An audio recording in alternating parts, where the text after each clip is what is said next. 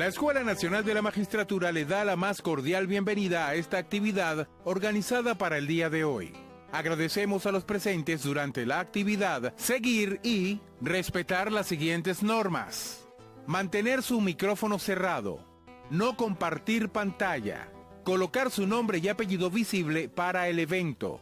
Estar pendiente del chat para que conozca cuándo puede formular sus interrogantes para el ciclo de preguntas y respuestas. Esté atento a los mensajes que transmitimos, ya que comunicamos los requisitos que se necesitan para su registro y así emitir el certificado de asistencia correspondiente a este aforo virtual. También le suministraremos la ficha digital si es necesario para que formalice su registro. Finalmente, les informamos que en breve se le dará inicio a esta videoconferencia. Escuela Nacional de la Magistratura, alma mater del Poder Judicial.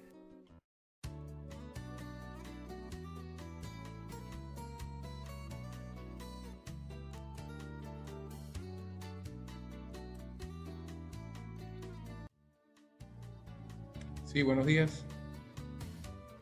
Como medida de bioseguridad, vamos a quitarme el tapaboca. Sean todas y todos bienvenidos a otra videoconferencia que transmite la Escuela Nacional de la Magistratura.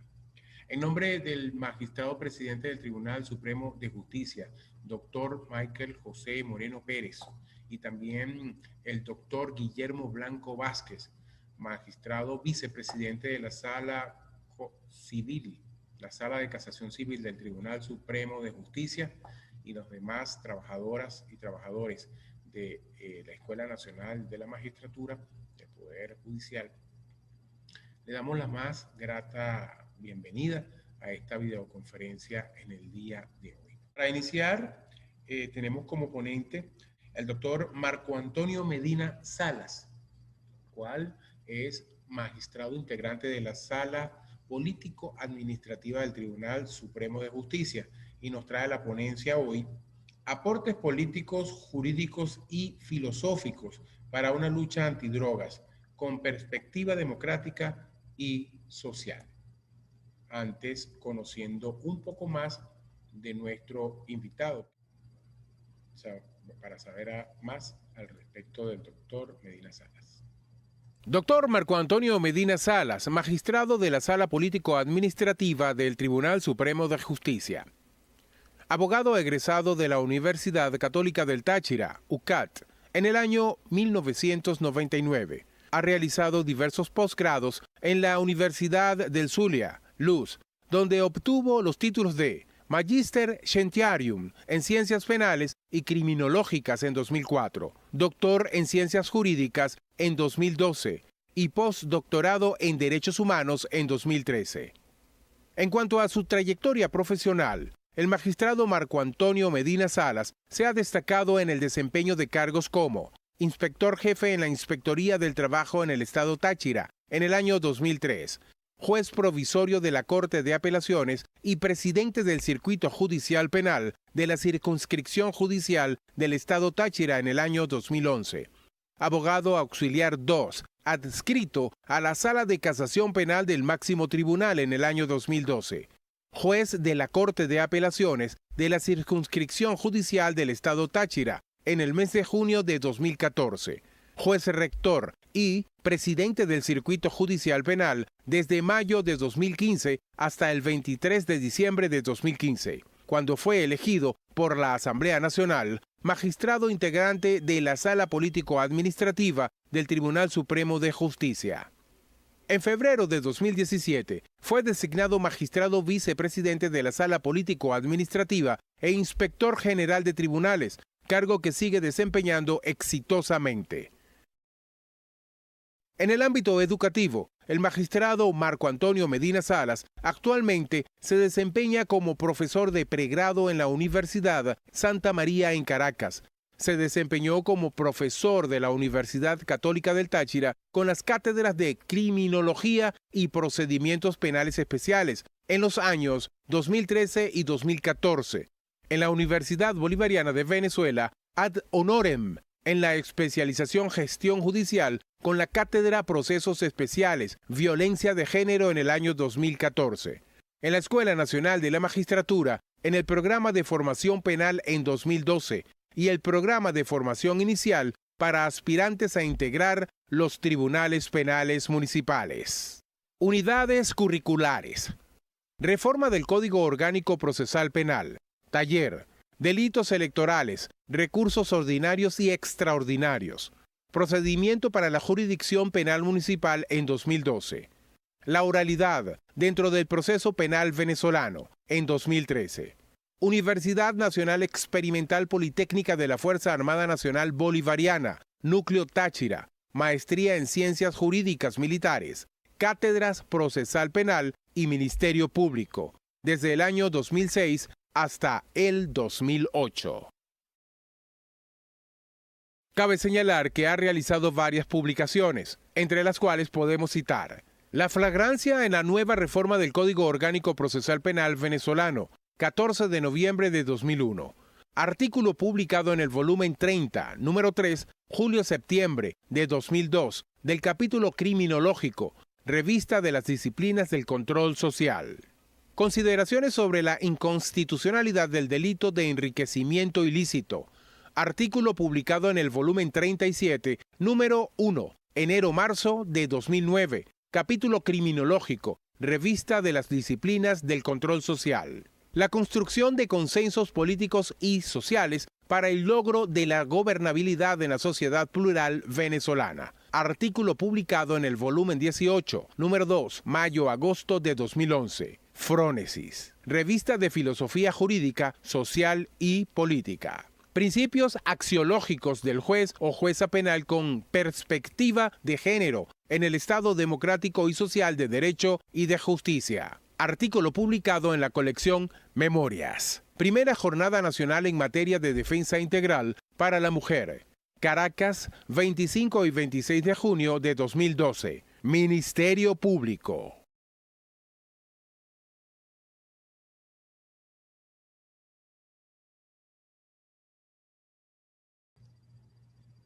Bueno, como pudieron escuchar, el currículo del doctor Marco Antonio Medina Salas es presente acá para su ponencia en la tarde de hoy, y ya sin más preámbulos, damos la bienvenida al doctor Marco Antonio Medina Salas para que nos dé su ponencia en el día de hoy. Buenos días, buenas tardes ya, doctor. Adelante. ¿Me escucha, Peter? Perfecto. Bueno, darte las gracias, Peter, a ti, a la Escuela Nacional de la Magistratura, el compañero magistrado Guillermo Blanco, igualmente por la deferencia que ha tenido para conmigo y enviarme esta invitación para compartir con los amigos y amigas de la telemática.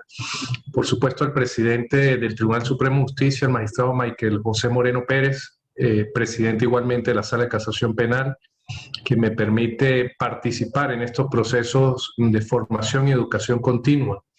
A mis compañeros de la Sala Político-Administrativa, que tuvieron a bien otorgarme este espacio luego de una intensa reunión de sala que acabamos de culminar, los compañeros del despacho por la paciencia que me tienen, a mis queridos hermanos y hermanas de la Inspectoría General de Tribunales, que observo que hay muchos de ellos conectados en la plataforma, y por supuesto a quienes me han colaborado en el aspecto técnico, especialmente al doctor Jesús Gerardo Peña Rolando, quien ahora además funge como el juez sustanciador de esta sala político-administrativa.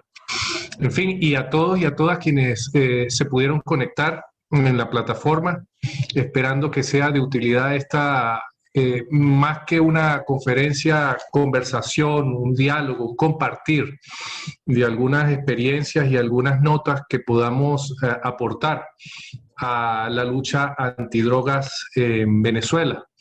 Vamos a ver si logro compartir con ustedes algunas láminas, una lámina interesante que les tengo por acá. Perfecto. Disculparán ustedes un poco la puesta en marcha antes de iniciar. No sé si se logra ver, Peter, ¿me indicas tú? Sí.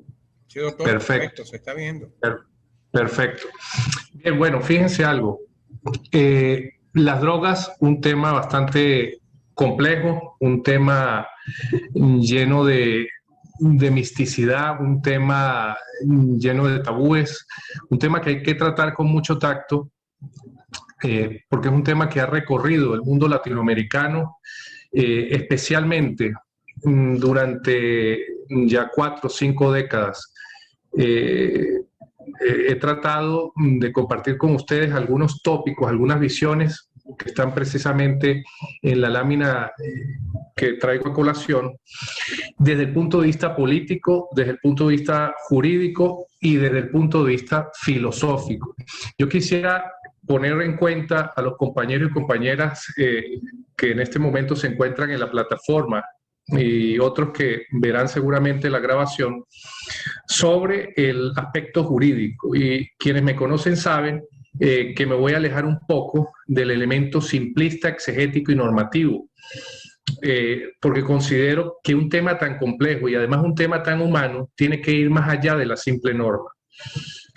Por eso, dentro de la perspectiva jurídica, no me voy a limitar única y exclusivamente al estricto corte liberal actual, sino vamos a ir un poco más allá y vamos a tocar tópicos sociales y tópicos humanos, pero desde una imagen del derecho.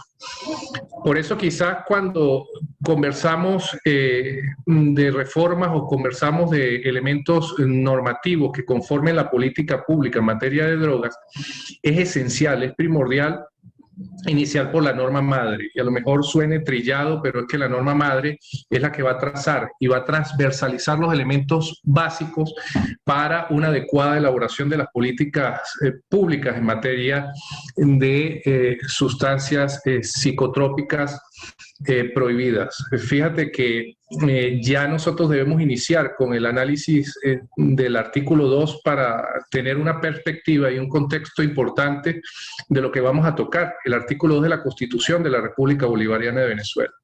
El artículo 2 de la Constitución de la República Bolivariana de Venezuela hace que abandonemos el clásico Estado liberal burgués y pasemos a un Estado complejo y compuesto.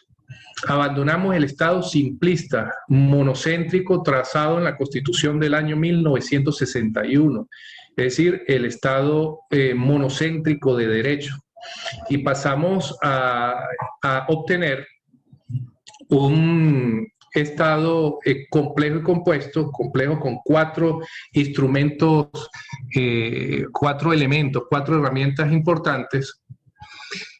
4 elementos importantes. Me pasan una nota para poner las láminas en presentación. Ahorita vamos a tratar de colocarlas, que son los 4 estados que contempla el artículo 2. El Estado democrático, el Estado social, el Estado de derecho y un Estado axiológico. Fíjate que el Estado democrático ya nos llama a nosotros a construir las realidades en conjunto. Y allí vamos más adelante a iniciar la cuenta teórica, la cuenta filosófica, para generar unas propuestas, unos constructos teóricos desde el ámbito del construccionismo social.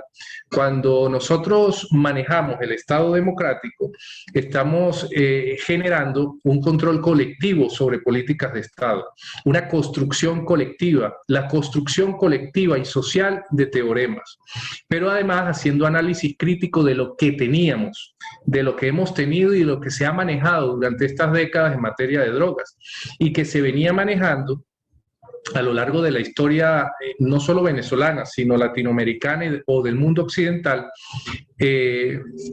como aportes monocéntricos y simplistas, con un Estado precisamente única y exclusivamente de derecho, en donde la norma jurídica era utilizada para el resguardo de intereses primordiales esencialmente de las élites que dominaban o que ejercían el control tanto internacional como el control interno de algunos estados.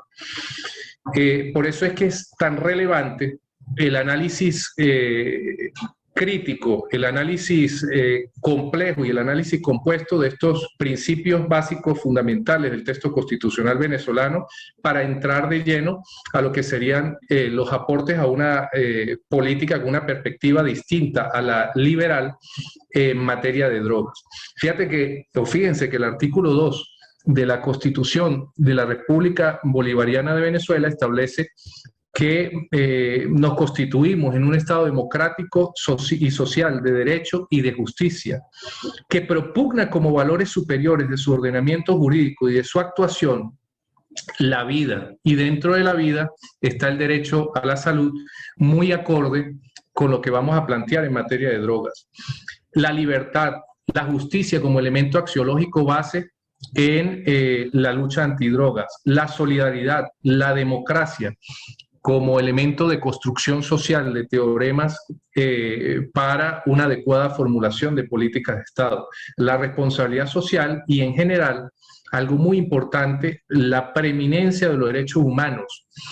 Y es importante porque dentro de los aportes a la elaboración de las políticas de Estado en materia de drogas, tenemos que centrarlo en uno de los elementos que fue excluido y que fue aislado, que fue ninguneado en la historia de las políticas en materia de drogas, que es el ser humano. Y precisamente como fundamento teórico importante, nosotros traemos a colación una serie de elementos o de argumentos distintos bajo los cuales nos fuimos formados históricamente por la academia, que fue una formación lineal, una formación cuadrada o encerrados, como dice Arthur Kaufman, dentro de una burbuja de cristal que no nos permitió sacar a flote los nuevos conocimientos o las nuevas posiciones que podemos tener en un punto social relevante.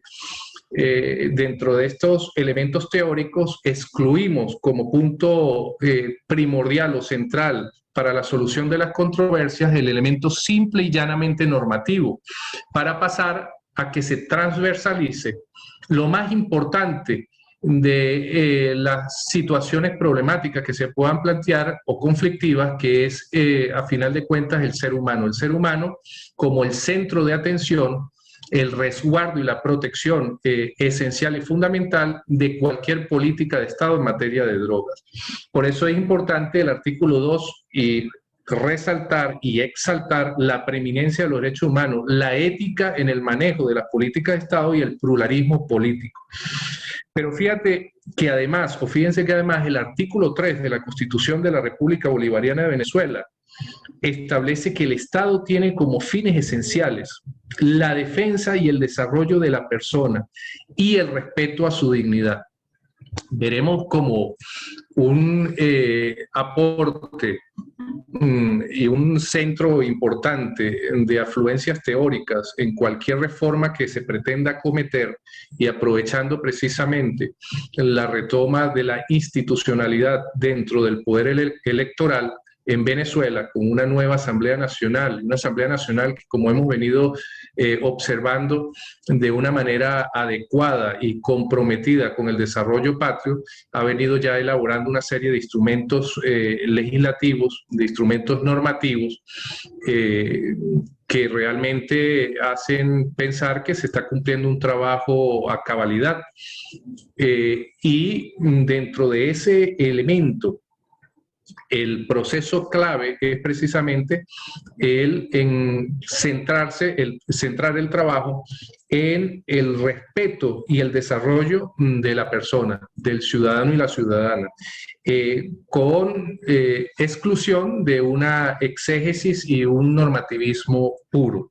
El ejercicio democrático de la voluntad popular, y ahí volvemos a caer en lo que son las teorías postestructurales y fundamentalmente el construccionismo social, las construcciones de las soluciones a las distintas problemáticas y a las distintas disyuntivas que se puedan presentar en sociedad, pero construidas bajo el amparo de mecanismos colectivos. la construcción, y fíjense nuevamente, la construcción de una sociedad justa y amante de la paz, la promoción de la prosperidad, el bienestar del pueblo y la garantía del cumplimiento de los principios, derechos y deberes reconocidos y consagrados en esta Constitución. Dos elementos claves que yo creo que deben manejarse en cualquier proceso de elaboración de políticas de Estado y en cualquier generación de acciones afirmativas en cualquier materia, que es la educación y el trabajo, sobre todo la educación y los mecanismos de formación como entes liberadores, como procesos para desatar los nudos gordianos que nos ha incluido los procesos formativos lineales, cuadrados, restringidos y monocéntricos. Igualmente, algo importante que lo vamos a analizar un poco cuando me incluya en el aspecto histórico de lo que se denominan las campañas en materia de drogas, que lo contempla el artículo 5 de la Constitución de la República Bolivariana de Venezuela.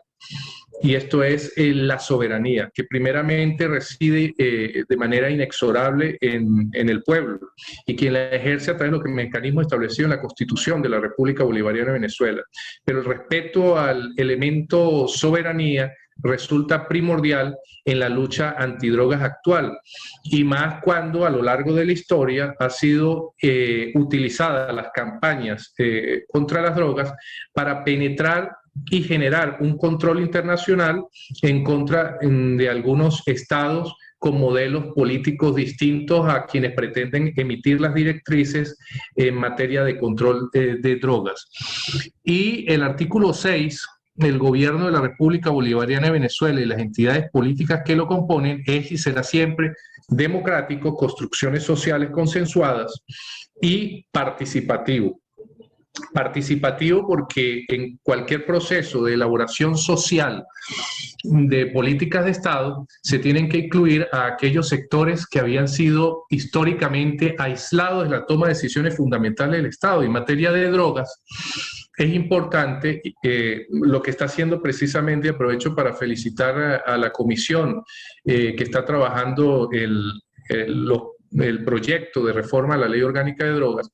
Es importante incluir a todos los sectores de la sociedad y que es efectivamente lo que se viene desarrollando, un proceso y un plan interesantísimo estratégico de consultas públicas en donde estos distintos espacios sean tomados en cuenta y sientan que están formando parte de un elemento importantísimo para el resguardo, el desarrollo de la seguridad y el resguardo de la soberanía nacional, como son las políticas en materia de drogas.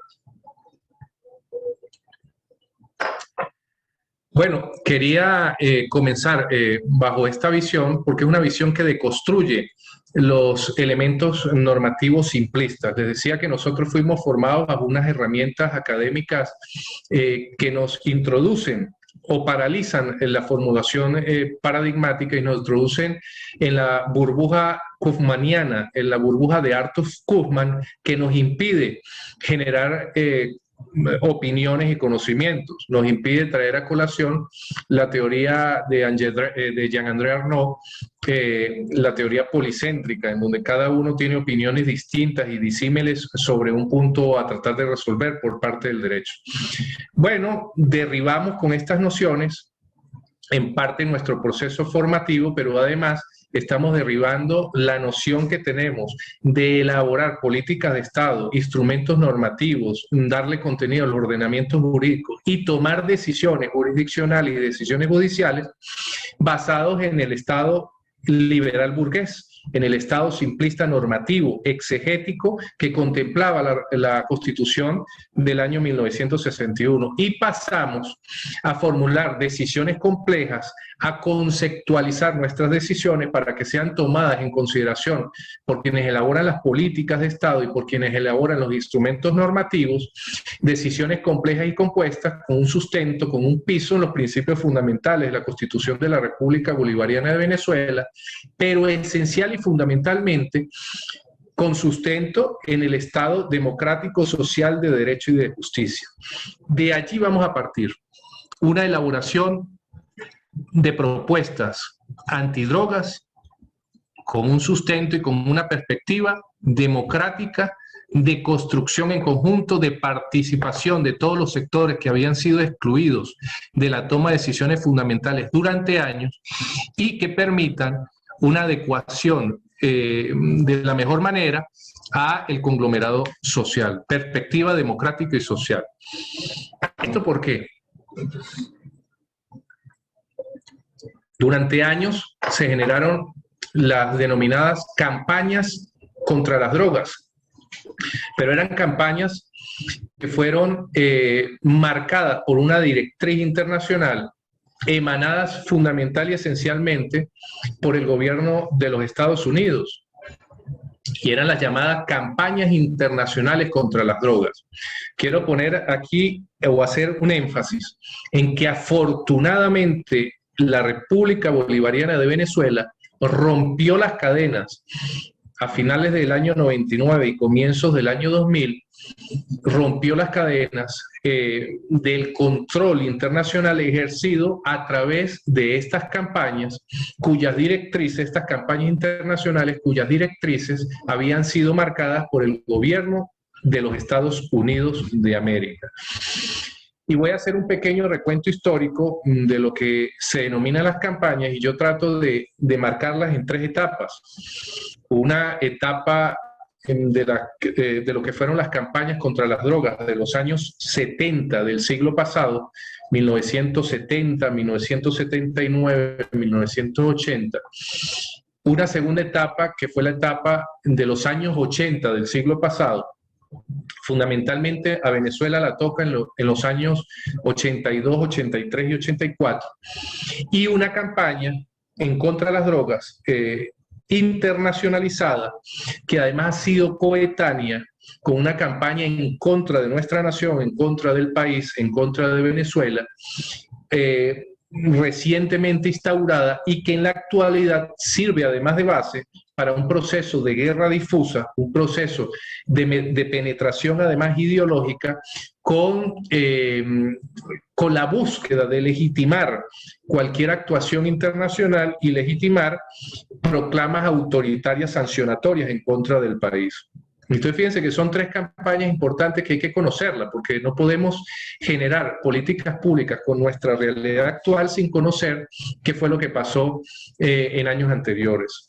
Durante los años 70 se generó una campaña en contra de las drogas, fundamentalmente, como los dije, emanada o dirigida por el gobierno de los Estados Unidos, y esencialmente contra dos drogas prohibidas, y que se luchó a nivel de reuniones y convenciones internacionales para marcar o criminalizar este tipo de drogas. Me refiero al cannabis sativa, la marihuana y el opio.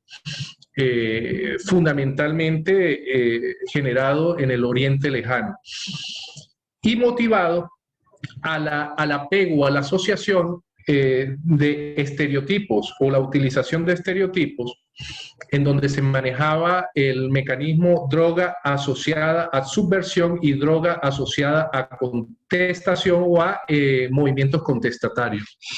Si pudiera arreglar, pero se me hace un poco difícil las láminas, estoy tratando en la computadora, vamos a ver si por acá mis acompañantes técnicos me ayudan un poco a ampliar la lámina. Son dos puntos importantes. Aquí me están colaborando. Vamos a ver.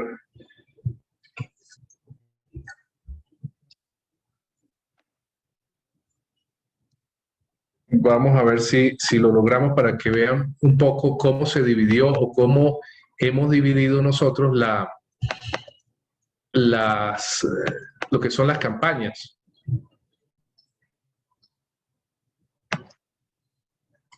No hay problema. Yo creo que igual se ve con un poquito más restringido, pero se ve la lámina.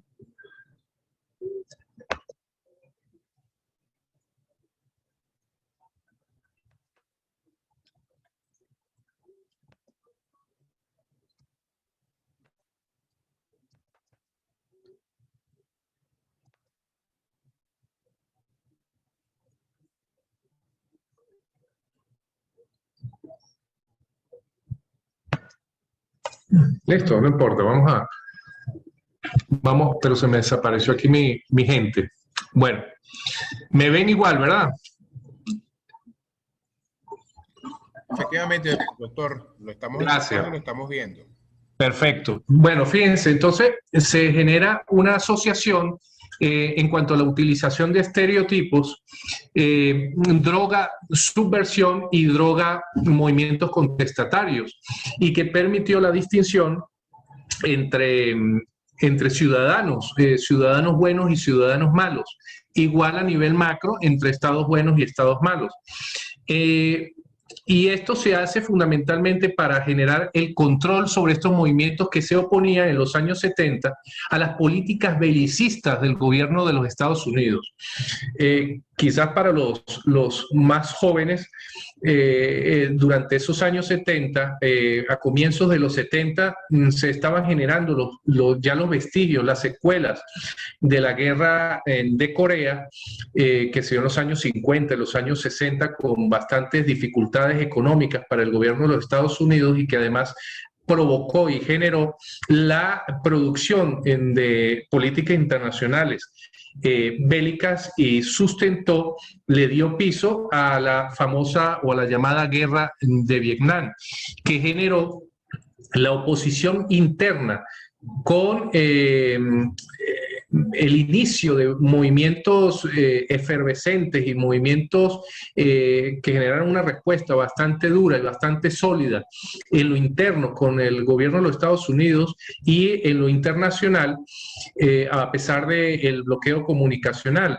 Se dio el famoso movimiento de Berkeley en California, el movimiento hippie norteamericano, un movimiento que se opuso y que generó una respuesta además en el resto de la población al alistamiento y a la guerra de Vietnam, así como a otros procesos bélicos que pretendía el gobierno norteamericano iniciar en Centroamérica y en el Caribe. Además de el derrocamiento, la intromisión y la penetración ideológica de algunos gobiernos con un modelo distinto al norteamericano en América Latina.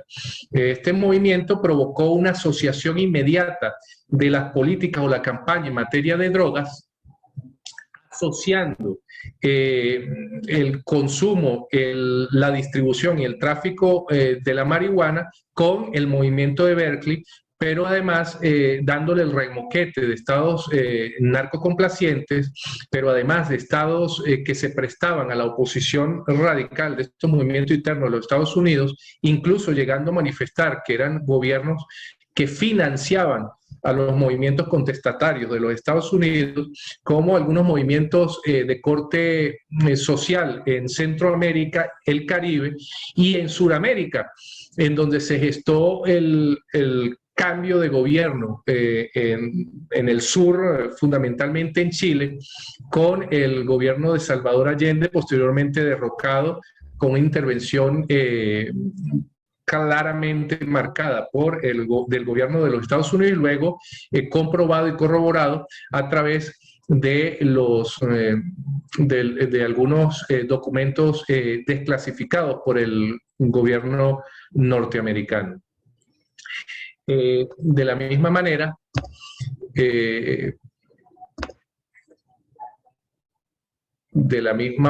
déjenme aquí, se me presentan algunos inconvenientes, pero poco a poco los vamos a ir solventando.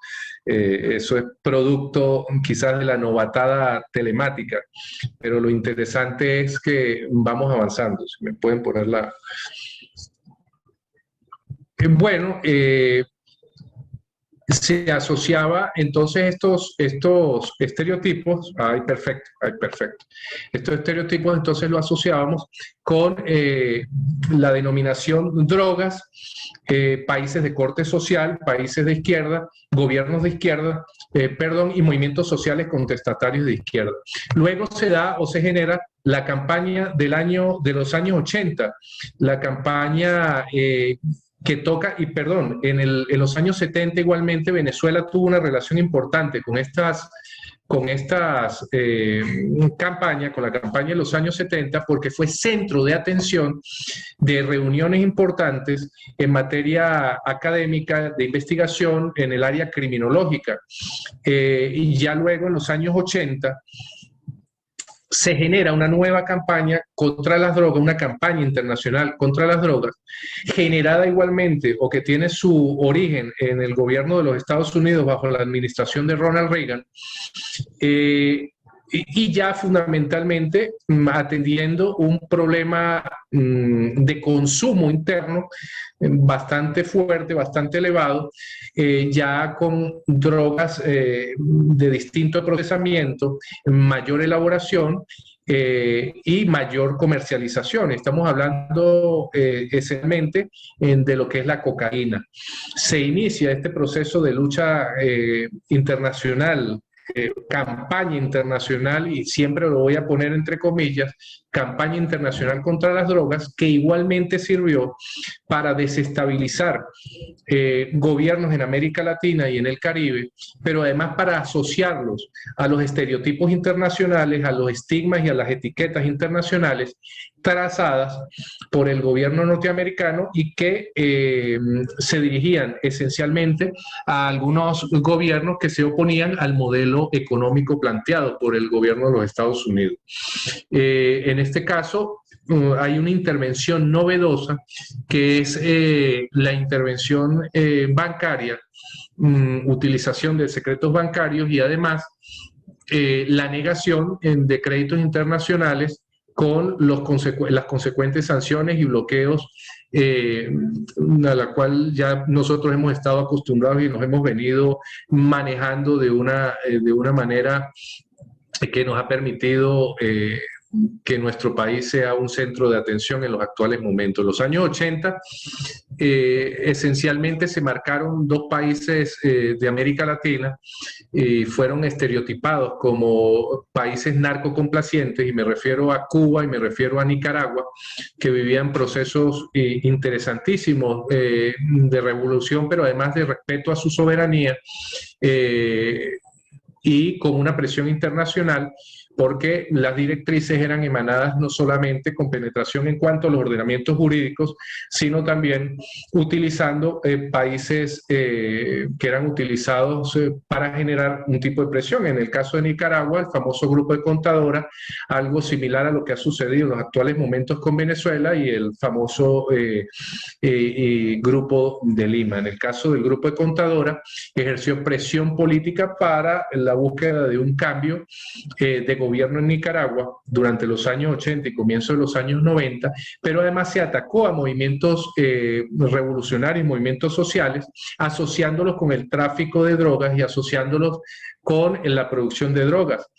Me refiero fundamentalmente a los grupos guerrilleros en El Salvador, en Colombia, en Perú, algunos movimientos importantes de intelectuales, movimientos culturales en las islas del Caribe, y se generó una propuesta de invasión a los ordenamientos jurídicos internos a través de las campañas contra las drogas, las campañas internacionales contra las drogas, pero además generó movimientos o líneas conductuales hacia los ciudadanos y las ciudadanas de esos países a través de mecanismos difusos y de difusión masiva, hasta el punto que en un momento dado generamos unas costumbres y unas formas de actuar que no eran propias de la idiosincrasia de cada país. En cuanto a los ordenamientos jurídicos, sucedió algo muy particular,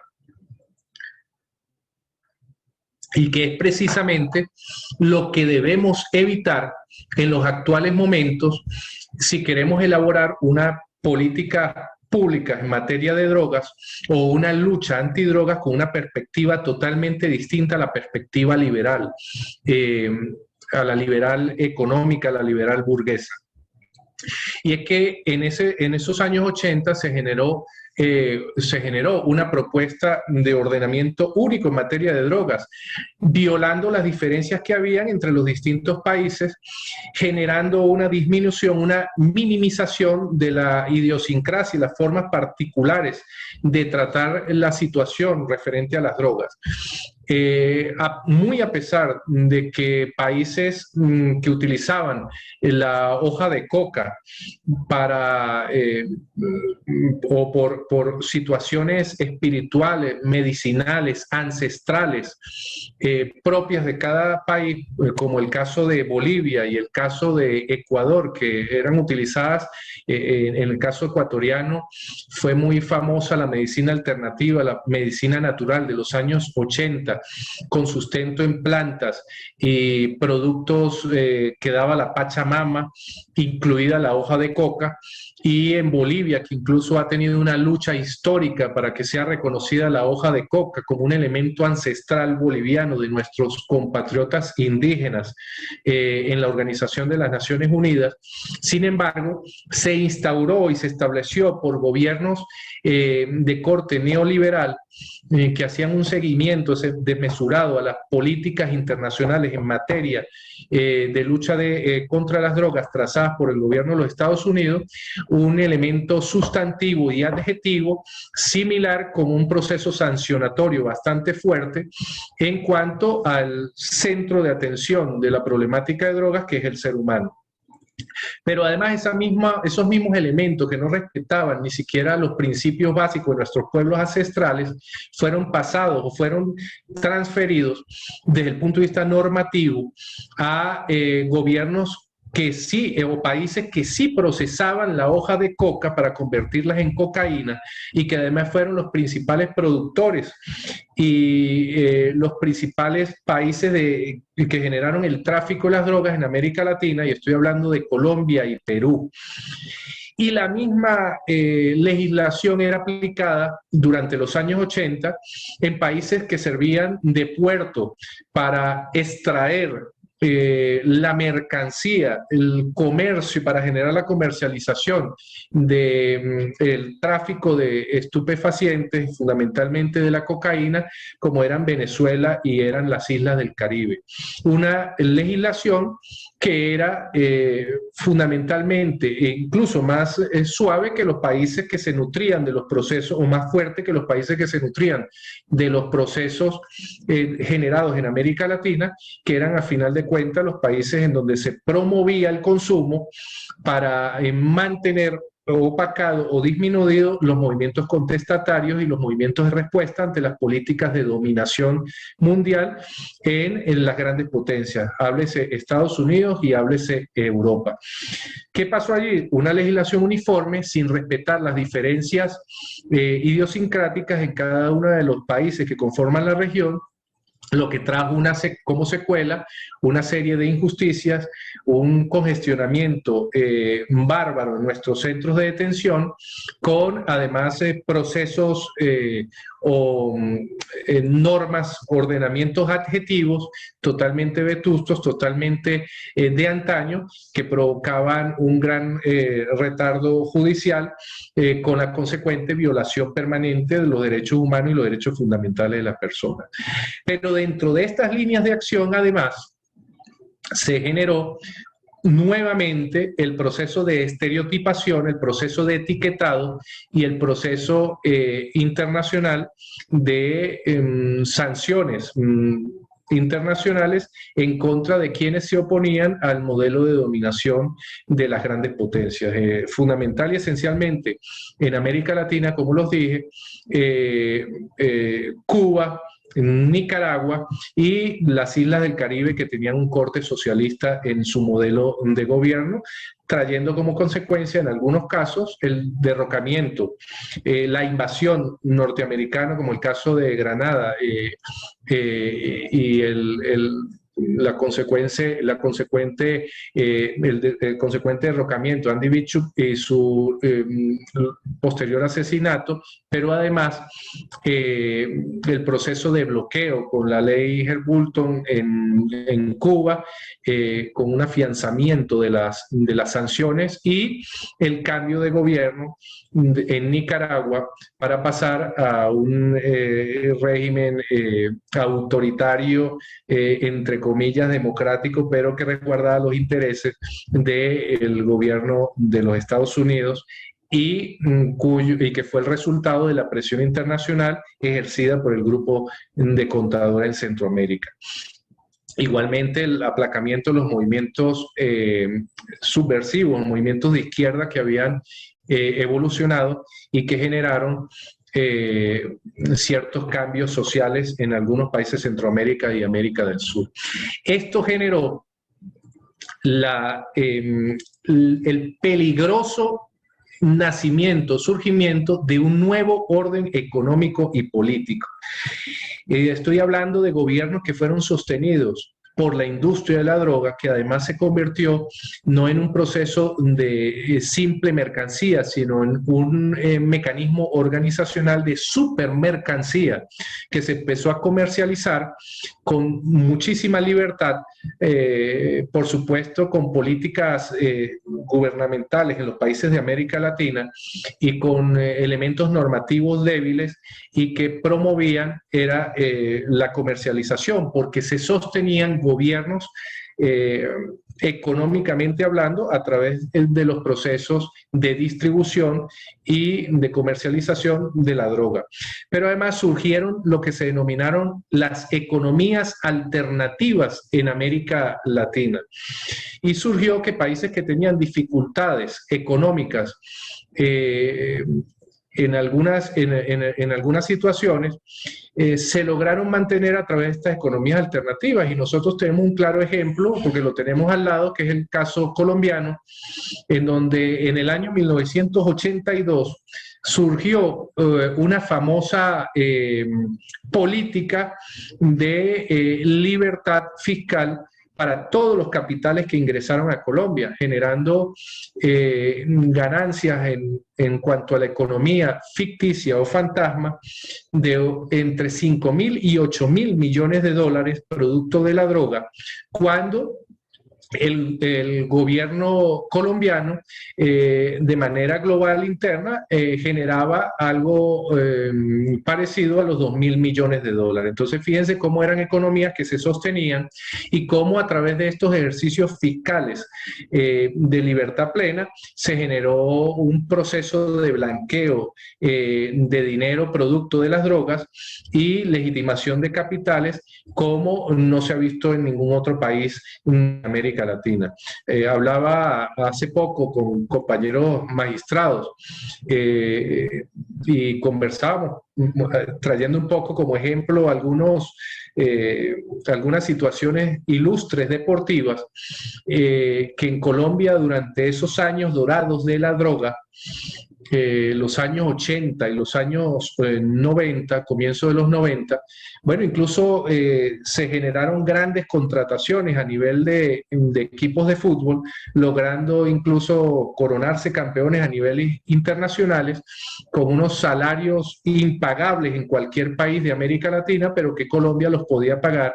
Y cuando revisamos quiénes eran los dueños de esos equipos, bueno, eran las grandes cabecillas de los carteles de la droga, los Rodríguez Orejuela por un lado y otros sectores importantes manejados en las ciudades de Medellín y las ciudades de Cali, que eran los fundamentales centros de operación del tráfico de drogas en Colombia. Entonces, estas campañas contra las drogas de los años 70 y los años 80 en América Latina generaron un nuevo orden económico y político con economías fantasmas, economías paralelas, pero que le daban sustento a gobiernos que resguardaban los intereses de quien dictaba las grandes directrices en materia de las políticas internacionales en materia de drogas, pero que además dictaban las directrices de estos gobiernos que eran utilizados además para tratar de apoderarse de materias estratégicas, de recursos estratégicos de América Latina, de Centroamérica, el Caribe y América del Sur. Hoy en día se viene generando la tercera campaña internacional en materia de las drogas. Como les decía al inicio, afortunadamente Venezuela pudo cortar con un cordón que los mantenía atados en los años 80. Por cierto, Venezuela tuvo una participación igualmente decisiva. En los años 80 en el país se generaron una serie de encuentros policiales, una serie de conferencias policiales que tuvieron sede en la ciudad de Caracas, que tuvieron sede en el país, y en los cuales se dictaron directrices de control y que permitían la legitimación y el autoritarismo interno en el abordaje hacia el problema de las drogas. Pero además se generaron, como les decía, una serie de instrumentos normativos que aplacaban cualquier movimiento contestatario, cualquier síntoma de rebeldía hacia las políticas neoliberales. Los que tenemos un poquito más de tiempo podemos recordar la famosa ley de vagos y maleantes, que fue utilizada y fue manejada con sustento en estereotipos y asociaciones en materia de drogas. Generalmente asociaban a los estudiantes contestatarios, los movimientos revolucionarios estudiantiles, con el manejo de las drogas. Y bueno, generó una serie de desapariciones que hoy en día lo estamos viendo casualmente en el vecino país en las últimas semanas. Y hoy en día,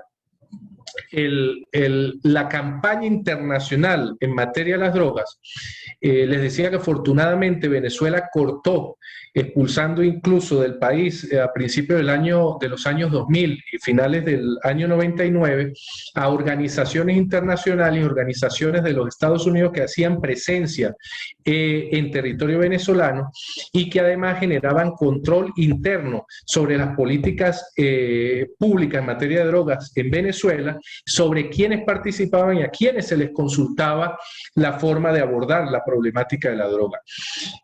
Hoy en día nosotros tenemos una política de Estado totalmente distinta, una política idiosincrática, una política propia, ajustada a nuestras realidades sociales y que ha dado desde el punto de vista operativo y práctica un éxito que incluso se puede medir desde el punto de vista estadístico con cualquier otro país de la región, y vamos a poder observar el éxito que ha tenido el manejo de la problemática de drogas en Venezuela. Quizás uno de los puntos a tratar, y creo que allí es donde nos hemos quedado cortos, no solamente en materia de drogas, sino en muchas áreas, es la política comunicacional. Yo creo que si tuviéramos una política comunicacional más acertada, pudiéramos nosotros brindarle al mundo los éxitos que hemos tenido, no solamente en estas materias de elaboración de políticas públicas en el área de las drogas, en la lucha antidrogas, sino en otras áreas especiales y sensibles del quehacer diario en Venezuela. Les decía que la campaña internacional en materia de drogas generada por el gobierno de los Estados Unidos, igual mantiene sus estereotipos internacionales y mantiene sus gobiernos aliados con la pretensión de desestabilizar, de suprimir estados que dentro del modelo político y económico se opongan al modelo trazado por los grandes entes de dominación o los grandes imperios de dominación mundial.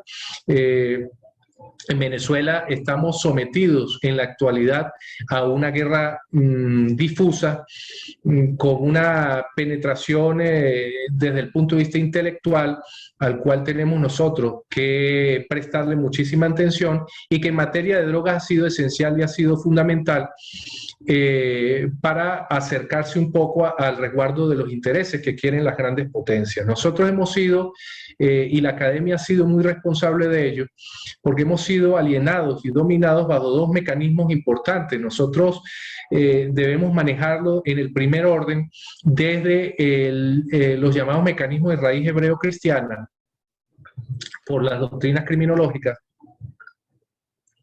que han generado una serie de instrumentos normativos que nos han mantenido con las manos atadas y que afortunadamente hemos ido revirtiendo.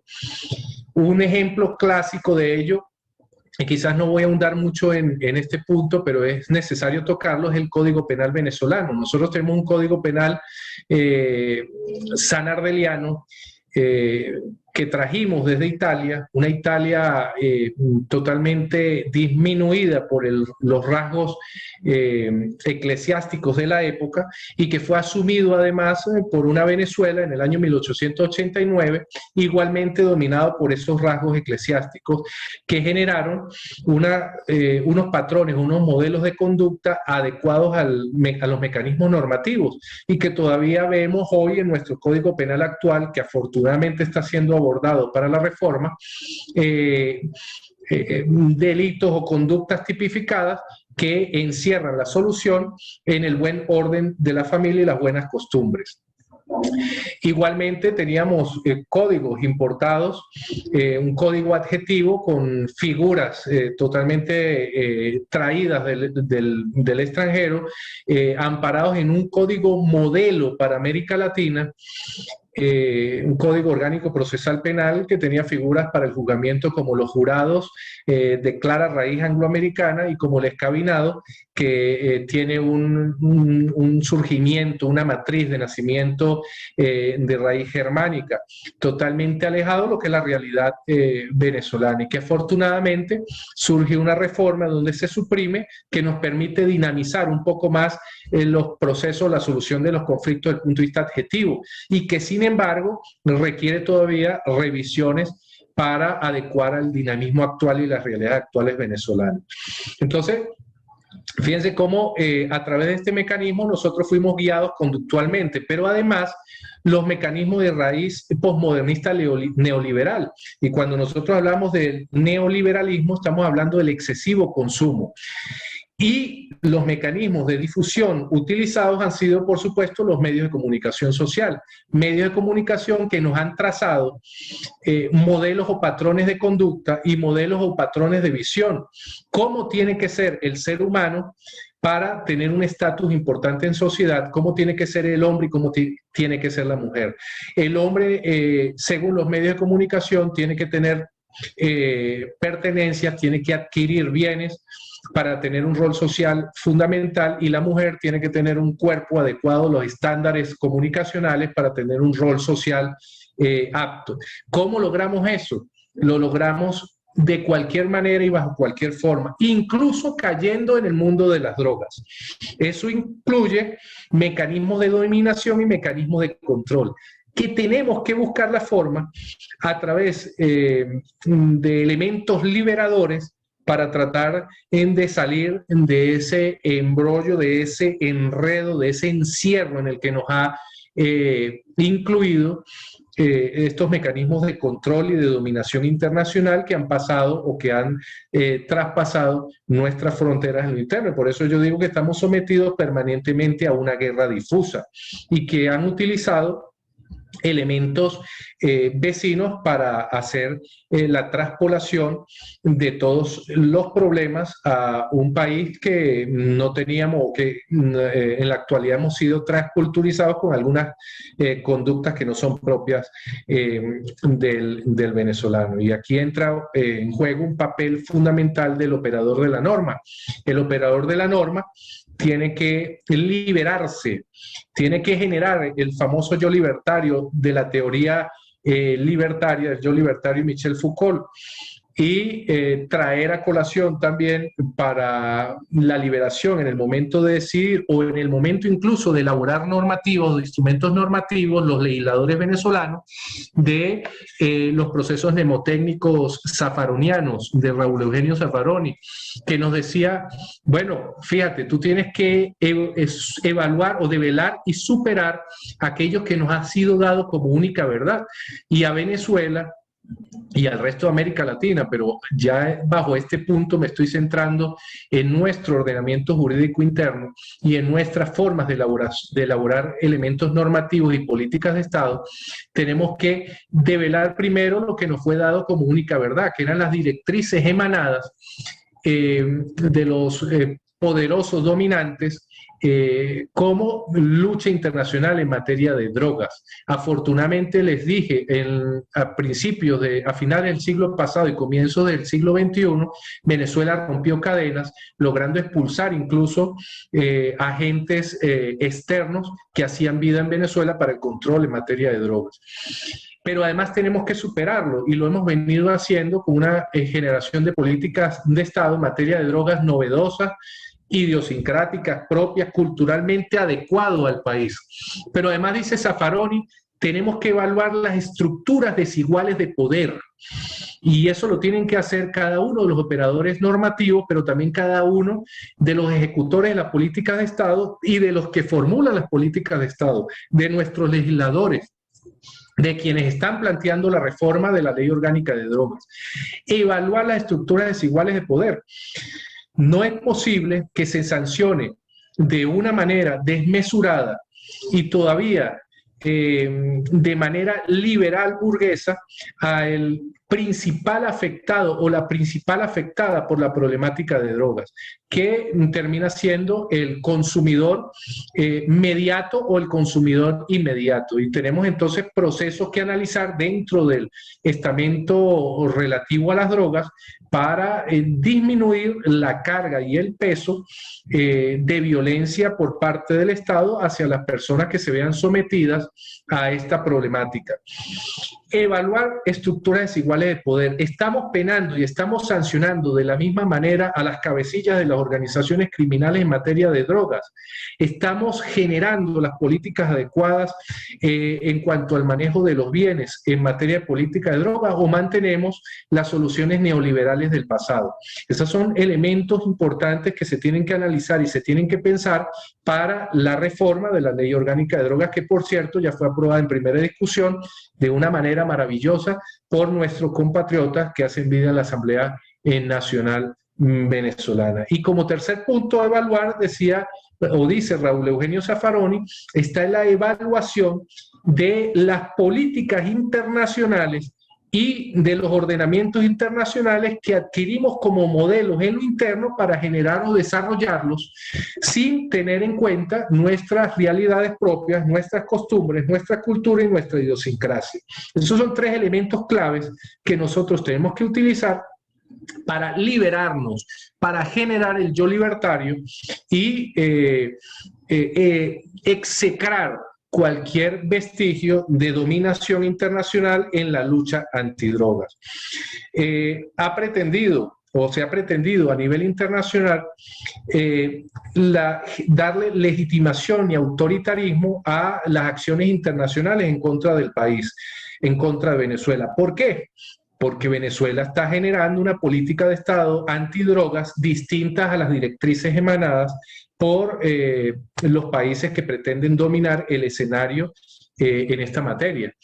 Se han generado mayores situaciones sancionatorias, se ha estereotipado el país, o se ha pretendido estereotipar, se ha pretendido generar estereotipos y decir que Venezuela es un país narcocomplaciente cuando nuestras políticas en materia de lucha antidrogas han sido perfectamente corroboradas y comparadas con otros países altamente productores de este tipo de sustancias y que no han tenido el mismo éxito que ha tenido Venezuela con la generación de políticas públicas en esta materia.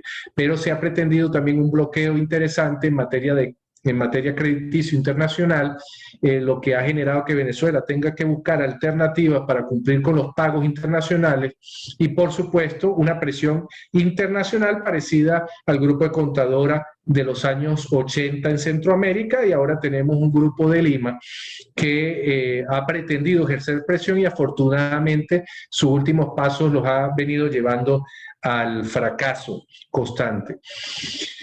Bueno, fíjense, soluciones aportes ya en lo jurídico. Yo sé que a lo mejor esto es lo que más le interesa al operador exegético y el operador que ha sido formado linealmente, yo digo a veces cuadriculadamente, pero es que nosotros no podemos generar aportes estrictamente normativos sin conocer el afán político por exteriorizar el proceso histórico que se ha generado en contra de la nación en materia de las drogas y sin conocer el sustento teórico filosófico que nos puede dar paso a un adecuado acomodo normativo dentro de nuestro ordenamiento para una eficaz lucha contra las drogas.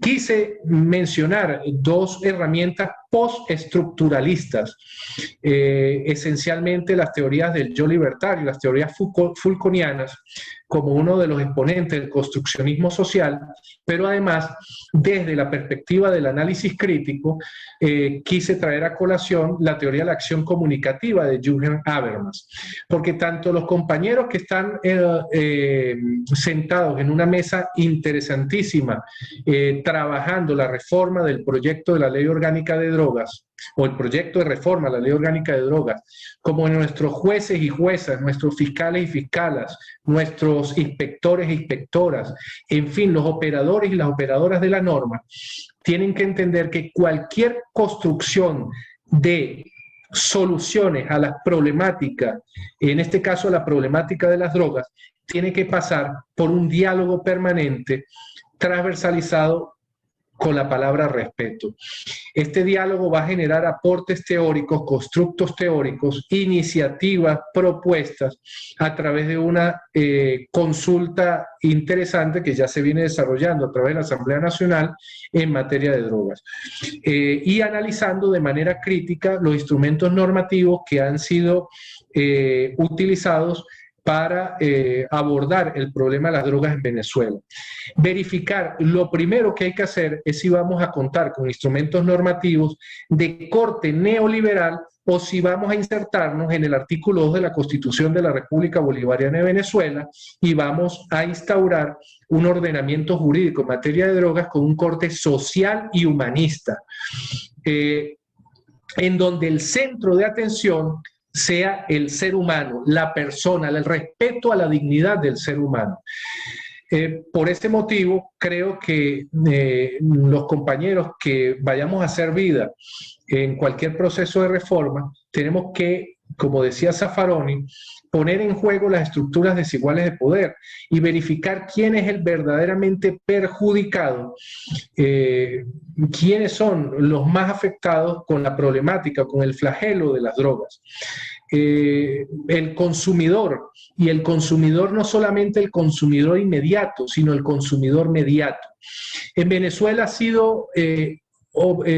sido tratado con mucho respeto, con mucho recelo, con mucho temor, quizás lo que hemos denominado las dosis de aprovisionamiento, y que se equipara al consumidor mediato. Bueno, son elementos que han venido siendo tarifados y que han provocado que nosotros en algunos sectores, algunos estamentos normativos, todavía tengamos vestigios de la normatividad neoliberal. Tenemos unas trazas eminentemente matemáticas y formales para calificar como delictivas o no determinadas conductas, y de acuerdo a la cantidad o a los gramos encontrados vamos a nosotros a trazar o vamos a delinear un tipo específico delictual. La misma Sala Constitucional del Tribunal Supremo de Justicia ha tratado de disminuir las posibles injusticias que se puedan generar, y yo creo que es una oportunidad importante para que empecemos a darle un reacomodo humanista a el proceso de reforma de la Ley Orgánica de Drogas. Igualmente, hay posiciones teóricas que son posiciones teóricas que tienden a expandir el derecho penal o aplicar la maximización del derecho penal, cosa peligrosísima porque además introduce el mundo del derecho penal de autor o las corrientes peligrosistas dentro de las soluciones que venimos planteando, que se van a oponer lógicamente a unas posiciones humanistas, socialistas, basadas en los principios fundamentales del texto constitucional venezolano. Y estamos hablando de las corrientes que han pretendido incluir a nivel internacional lo que se denominan los actos preparatorios en materia de drogas. Es una situación bastante delicada y que deberíamos prestar muchísima atención, porque estaríamos además criminalizando una suerte de situaciones que van a quedar en el aire. Del mismo modo, dentro de las reformas, tenemos que estar muy claros con la criminalización de las distintas fórmulas, de los distintos mecanismos y además de las distintas sustancias. Hay teorías que piden la minimización de la criminalización de alguna sustancia. No creo yo que sea a lo mejor el momento para discutirlo, pero sí creo que tiene que estar en las palestras para discusiones a mediano plazo, dentro de las posibles estrategias para generar las políticas de Estado en materia antidrogas. Bueno, compañeros y compañeras, queridos hermanos y hermanas, he disfrutado mucho compartir con ustedes estos minutos que se me permitieron compartir, que me permitió la Escuela Nacional de la Magistratura, el presidente del Tribunal Supremo de Justicia, de muy buena manera aportar algunas herramientas, y ojalá hayan sido de mucha utilidad. Quise que la visión fuese más allá de la simple norma, porque creo que el proceso de lucha contra las drogas o lucha antidrogas no se puede reducir simplemente a la aplicación normativa, no se puede reducir simplemente a la elaboración de un instrumento normativo. Creo que tenemos que ir más allá a través de los procesos de educación continua, educación y de formación continua. Me congratulo porque formo parte del Tribunal Supremo de Justicia y tiene una Escuela Nacional de la Magistratura y unas políticas por parte del presidente del Tribunal Supremo de Justicia que han generado que rompamos con los círculos viciosos de la formación lineal en Venezuela, y espero haber contribuido. Quería también agradecer a los compañeros de la ONA, que hacen vida en la ONA, a la compañera Grisel López, a la magistrada Grisel López, que está presente por allí, no sabía, me están informando. Grisel, una gran amiga, y yo sé que es una magistrada que siempre ha estado de la mano con las herramientas humanistas y sociales que plantea la Constitución de la República Bolivariana de Venezuela. Saludos a Grisel, gran amiga, y además quiero por este medio decir que ha sido de gran valor para los demás compañeros del Tribunal Supremo de Justicia tener una compatriota como Grisel de compañera y haciendo vida siempre que nos encontramos en la sala plena con unos aportes maravillosos. Así que Grisel, saludos para ti. Seguramente nos vamos a ver en un ratico en nuestra reunión. A la doctora Naima Hernández, que forma parte de la ONA, creo que es importante el manejo de la Superintendencia Nacional Antidrogas y no de una simple Oficina Nacional Antidrogas. Creo que eso es de corte precisamente liberal, en mantener sometido, en mantener escondido incluso con la denominación a la oficina. Creo que la oficina tiene que crecer, tiene que tener un valor primario en la lucha antidrogas, sobre todo en los procesos de prevención del uso de las sustancias prohibidas, del consumo, prevención del consumo y del uso indebido de sustancias ilícitas, pero también creo que se tiene que insertar dentro de las competencias y los objetivos fundamentales de la superintendencia con mayor ahínco, con mayor valor, con mayor fuerza, los procesos de educación permanente y continuos en todas las áreas. Yo creo que la superintendencia que tiene que tener un dominio importante en materia de formación y en materia de educación para una adecuada lucha contra las drogas. Quiero saludar a los compañeros de la UNDOF, que también me indican que estuvieron presentes, y por supuesto, por allí estoy viendo a mi gran amigo y querido compatriota Fernando Bello, a quien le mando un saludo y un abrazo muy grande, una persona muy preparada, que yo sé que cada vez que escuchamos una conferencia de Fernando nos damos un verdadero gusto teórico y académico. Y a mis queridísimos compañeros y compañeras, hermanos y hermanas de la Inspectoría General de Tribunales, sé que estuvieron por allí conectados. A todos les mando un gran abrazo. Es una institución, un órgano auxiliar del Poder Judicial que está muy atento a estos procesos novedosos de formación y sobre todo está muy atento, sé que están muy atentos a lo que sería el abordaje social, humanista en materia de drogas. Y bueno, a la Escuela Nacional de la Magistratura por la oportunidad, Guillermo Blanco, al compañero que tuvo la gentileza de estar moderando mi intervención, un gran abrazo y bueno, siempre a sus órdenes.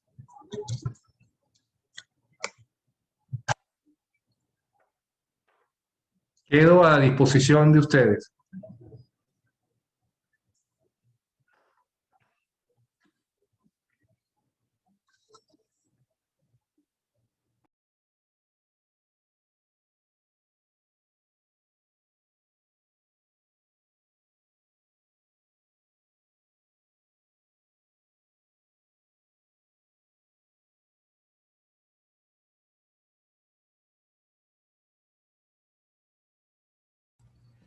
Sí, bueno, gracias, doctor. Doctor Marco Antonio Medina Salas, magistrado integrante de la Sala Político-Administrativa del Tribunal Supremo de Justicia. En el día de hoy nos ha presentado su ponencia, su clase magistral, Aportes políticos, jurídicos y filosóficos para una lucha antidrogas con perspectiva democrática y social. Agradecemos al doctor por sus palabras.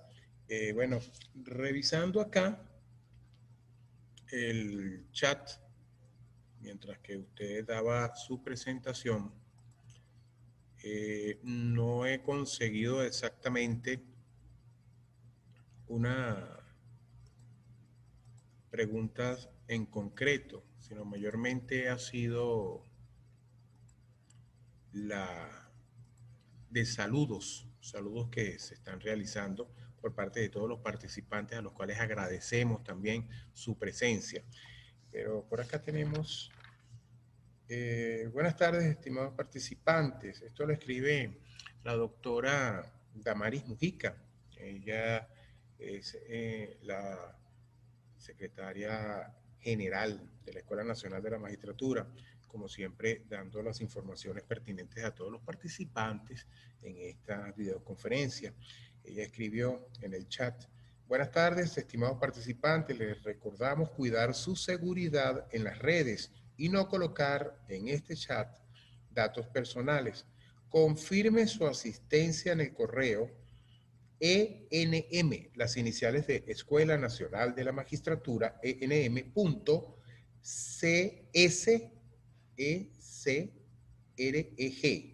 SECREG, termina en G, SECREG, @gmail.com. Ahí usted va a colocar todos los datos pertinentes, número de cédula, nombre completo y toda la información que se le pide. Esto para poder realizar su asistencia mediante el certificado. Por acá también tenemos un escrito que escribió el doctor Gregorio Ignacio Cropper Jan Luis. Excelente disertación y análisis breve, conciso y preciso, con profundidad y amplitud. Mis respetos y felicitaciones al ponente. También por acá Carlos Velázquez. Fue muy importante saber dónde y cuál es el origen de muchas normativas y ley de droga desde la época y del Imperio Americano con Ronald Reagan. Muy buena esta observación.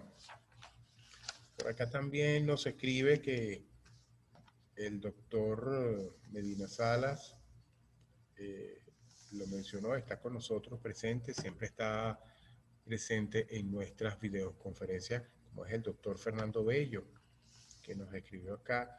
Gracias a nuestro querido hermano doctor Marco Medina Salas por tan completa e instruida ponencia. Una verdadera clase magistral propia de su estamento. y haber profesional.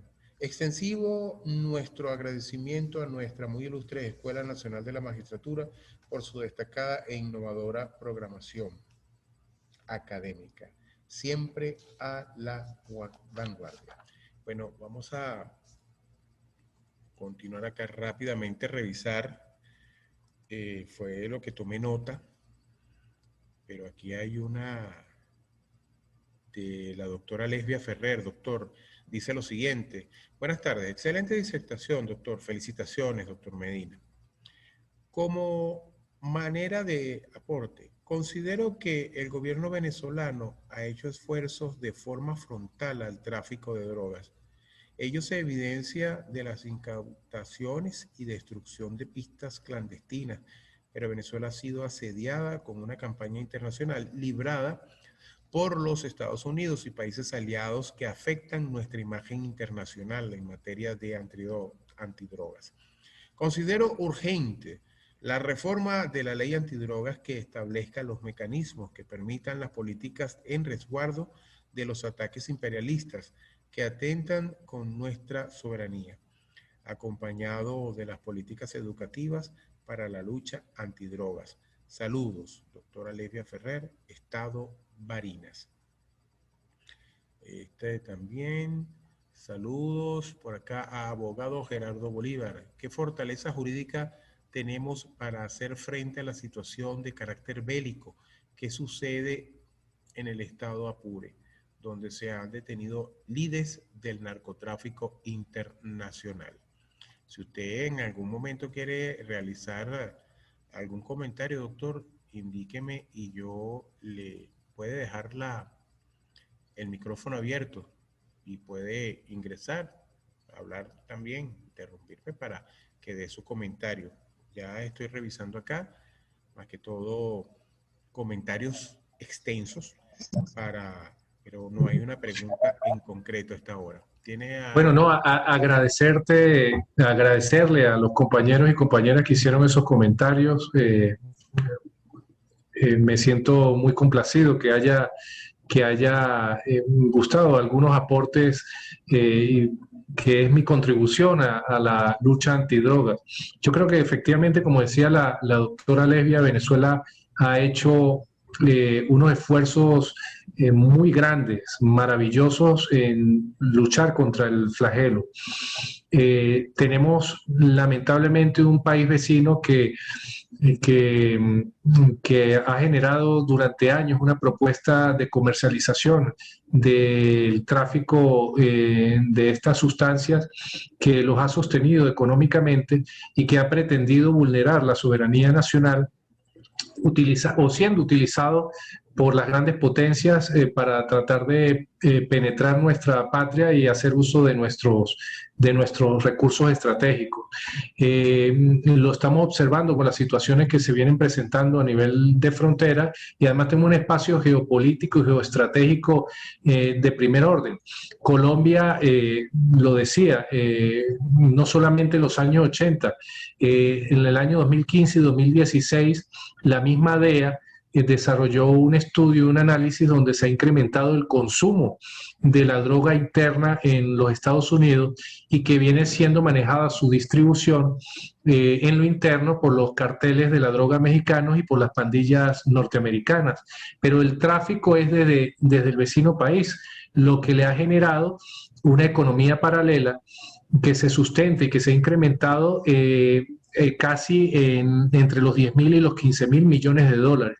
Pero Venezuela, gracias a las acertadas políticas de Estado en materia de drogas, ha cortado la penetración de los grupos irregulares por el territorio nacional, y como bien lo decía la doctora Lesbia, pues hemos logrado la destrucción de muchísimas pistas clandestinas y la suerte de guerra difusa en el sur de Venezuela, es precisamente como retaliación por las políticas de Estado acertadas en materia de drogas que se han dado en esa zona fronteriza, y que los grupos irregulares convertidos, desmovilizados durante el gobierno de Álvaro Uribe Vélez, grupos paramilitares desmovilizados que se convirtieron en bandas criminales, y que fueron el sustento de la economía alternativa y fantasma colombiana, y que se han convertido en los grandes cabecillas de estas organizaciones criminales dedicadas al narcotráfico, pues se han visto golpeadas económicamente,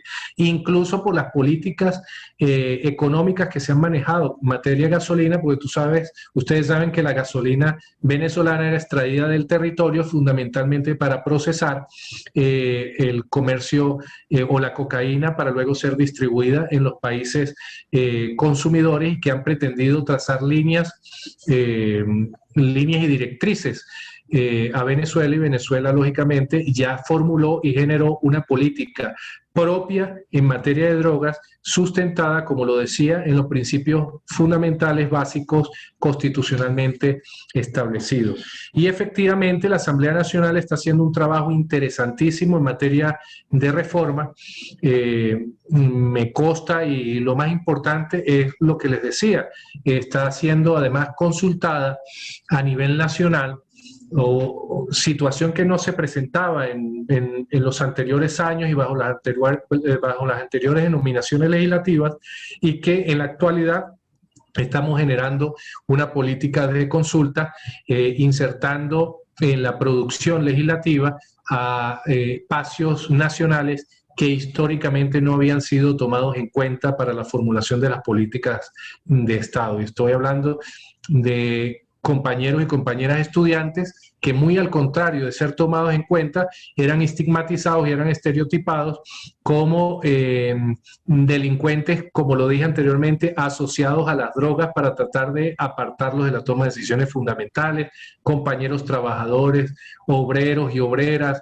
Se está consultando organizaciones importantes de habilitación o de socialización, dice la criminología clínica positivista, de rehabilitación y resocialización. Yo digo más habilitar y socializar, y que dan tratamiento a las personas que padecen alguna enfermedad asociada a las drogas. Decía Raúl que el problema o los daños ocasionados por las drogas, estos son enfermedades, delitos, comisión delictiva y la muerte, más que producto farmacológico o del elemento farmacológico, es producto de las políticas públicas de los estados en la lucha antidrogas. Y Sam Bilbrough, un agente de la DEA de los años 80 para América Latina, en una entrevista que se le hace en el Miami Herald en el año 1984, y fíjate cómo ya se estereotipan los modelos políticos y económicos, decía que las drogas en América Latina son un problema grave, pero más grave era el comunismo. Esto indica cómo han sido formuladas las políticas internacionales y cómo está siendo atacado el país, cómo está siendo atacada Venezuela, pero afortunadamente nos hemos encontrado con el corte del cordón que nos unía a esta política internacional, y generamos una política propia que tiene sus bemoles, que tiene sus altas y tiene sus bajas, pero para eso estamos nosotros, para tratar de aportar y que la situación se elabore de una buena manera y adecuada a los procesos sociales y humanistas que establece la Constitución de la República Bolivariana de Venezuela. Bueno, ahora sí, Peter, me despido con un gran abrazo porque tengo una reunión y ya me están convocando. Fue un placer estar con todos ustedes. Les envío un fuerte abrazo, un abrazo solidario, un abrazo de amigo y un abrazo de hermano. Se me cuidan mucho. Gracias, doctor, por su respuesta. Y bueno, no sé si usted tendrá alguna red o un correo electrónico, si alguien quedó por realizarle, formularle alguna pregunta. Seguro. Mira, las redes de la Inspectoría General de Tribunales están abiertas para eso, porque nosotros, además de un organismo auxiliar supervisor de la actividad jurisdiccional, también nos hemos dedicado al proceso de formación académica. Así que cualquier interrogante en esa vía, pues muy bien recibida. IGT al día son las redes, tanto en Twitter como en Instagram, y el correo es igtaldia@gmail.com. Un abrazo, que estén muy bien todos. Gracias, doctor.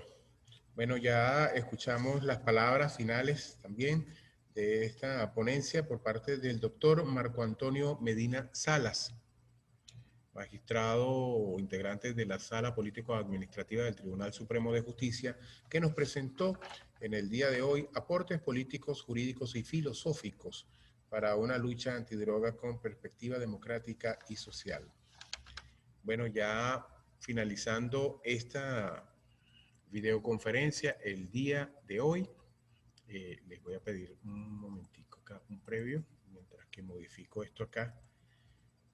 Gracias. Y bueno, por ahí muchos mensajes de parte de toda la República Bolivariana de Venezuela a propósito de el trabajo que está llevando la Escuela Nacional de la Magistratura en esta época de pandemia que nos mantiene en las casas cuidándonos y tenemos que seguir manteniendo los debidos protocolos de bioseguridad. Finalmente, ya para finalizar, como es costumbre, voy a compartir con todos los presentes, como siempre lo hacemos, las redes sociales de la Escuela Nacional de la Magistratura para que usted se mantenga informado en todo momento de nuestras próximas